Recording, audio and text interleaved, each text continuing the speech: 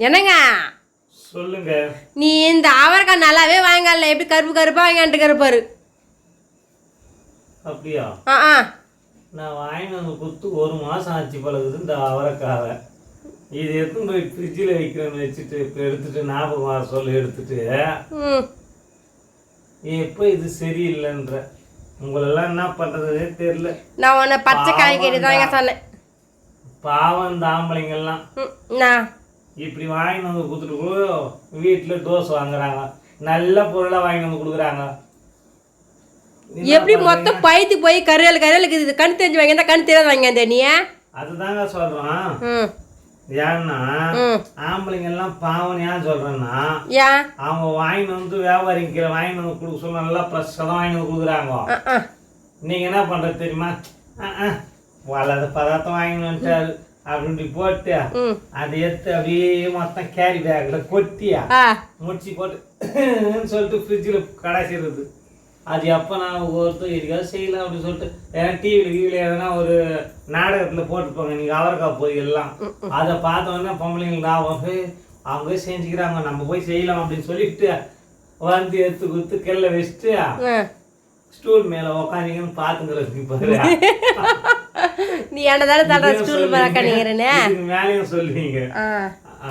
நீ காய்கறி வாங்க சொல்ல ஒரு படத்தில் விஜய் சொல்லுவார் பாரு, வெண்டைக்காவை வச்சு பார்த்து வாங்கணும், தக்காளி அமிக்கு வாங்கணும், கத்திரிக்காய் தட்டி வாங்கணும், முள்ளங்கி கீரி வாங்கணும், கேரட்லாம். நீ எதுவுமே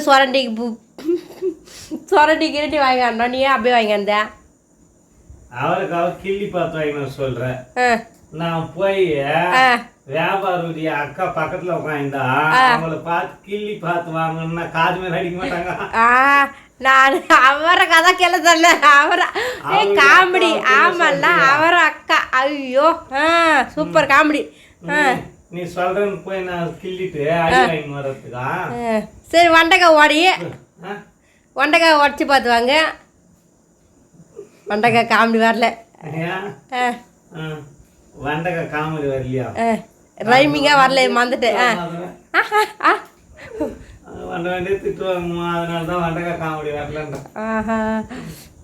நாங்களாம் எவ்வளோ கஷ்டப்பட்டு இதெல்லாம் ஆகிறது. நீங்கள் அழுவி போந்தோம் போந்தோம் வாங்கி அந்த கொத்ததை நாங்கள் எவ்வளோ கஷ்டப்பட்டு ஆகும்னு கொஞ்சம் நினச்சி பாருங்க. உங்களுக்கு ஈஸியாக வாங்கி அந்த போட்டுடுறீங்க. குப்பையில் கொட்டத்தில் அதாவது என் தலை கொட்டா இதெல்லாம் வந்து நீங்களாம் செய்ய மாட்டீங்க. கிடைக்காதுன்றியா? இல்லை சின்னதா கிளி போடுங்க, சின்னதா கிளி போட கழுவிட்டு கிளி போறியா? நோட்டி தான் தண்ணி பண்ணணும், நான் கொண்டாட மாட்டேன். தப்பு பண்ணவங்களுக்கு அதான் இது பனிஷ்மெண்ட்டுனால தான் உப்பு தூணும் தண்ணி குடிப்பாங்களாம். அதுமாரி நீ பண்ண தப்புக்கு 2 வாட்டி போ. ஏன் உப்பு தூணாக தான் தண்ணி குடிக்கிறாங்க? தண்ணி தாரத்துக்கு உப்பு தூணாக தான் குடிப்பாங்களா? ஆமாம். யார் சொன்னாங்க அந்த பழமொழியா?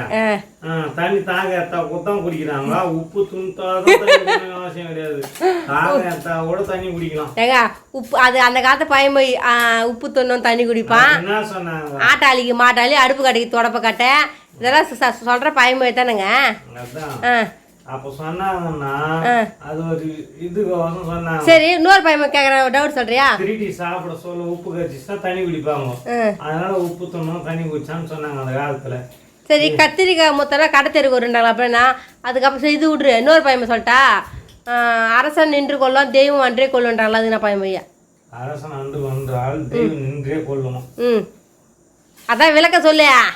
யாருக்கு நான் தெரியும், நானும் அது கண்டுபிடிச்சால போய் கேட்கணும். நான் சொல்லிட்டேன் விளக்கா? இங்கே கொஞ்சம் பேச காமி சொல்கிறேன். அரசன் நின்று கொள்கிறோம் தெய்வம் அன்றே கொள்ளுன்னா நல்லது. தப்பு பண்ணவங்களை வந்து தெய்வம் அப்போ தானே கொடுத்துருமா. அரசனா கூட பொறுமையாக கொடுப்பாரான். ஆனால் தெய்வம் வந்து பார்த்துனே இருக்குமா யார் நல்லா செய்கிறாங்க யார் கட்ட செய்கிறாங்கன்னு சொல்லிட்டு. ஆனால் சாமி வந்து ஒரு படத்தில் ரஜினி சொல்லுவார் பாரு, கை விடாது சோதனை கொடுப்பாரான். ஆனால் லாஸ்ட்டாக வந்து கை குத்துருவாராம் கடவுள்.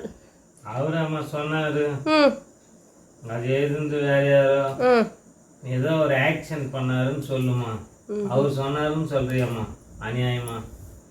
இது உனக்கு அநியாயமா தெரியல? சரி கலக்க போகுது, அது விஜய் நடக்குது. இப்போ கலந்துக்க ஆடிஷன்ல நான் கலக்க மாட்டேன், எனக்கு நல்லா தெரியும். கலப்பேன் மாடு புடா தெரியும் கலக்கிறேன் நான் கஞ்சிலாம், அது வேணா கலப்பேன். அதுல கலப்பேன், ஆடிஷன்ல போய் கலக்க மாட்டேன்னு தெரியும், அதனால தான் போல. நான் மட்டும் விஜய் டிவி கூப்பிட்டாங்க, அதுக்கும் போகல. நீயா நானாக்கு கூப்பிட்டாங்க, அதுக்கும் இட்டும் போகல. எப்போ தான் விஜய் டிவிக்கு போய் பார்க்க போகிறேன்னு தெரியல. அது டவுன்ல இருக்கிறவங்க கலந்துக்கலாமா? அவங்க கலந்து போனா எல்லா வாய்ப்பும் தேடி வரும். நம்ம தான் இந்த பக்கம் வீட்டுக்காரு, அந்த பக்கம் பசுமாடு. நேற்று மற்ற இது பிச்சு அப்படியே எடுத்துக்கிற கிள்ளி போடு, அதில் கிள்ளி போடு. ஆனால் சரி தட்டு எடுத்துனாரு. ஹாய் ஃப்ரெண்ட்ஸ், நான் ஃபோன் கட் பண்ணிடுறேன். ஹாய் சொல்லுங்க, பாய் சொல்லுங்க. Hi hi hi. லைக் பண்ணுங்கள், ஷேர் பண்ணுங்கள். கேளு மாமா. லைக் பண்ணுங்க, ஷேர் பண்ணுங்க. இந்த வீடியோ பிடிச்சா சப்ஸ்கிரைப் பண்ணுங்க. யாருமே பண்ண மாட்டேங்க அப்படின்னு கமெண்ட் பண்ணுங்க.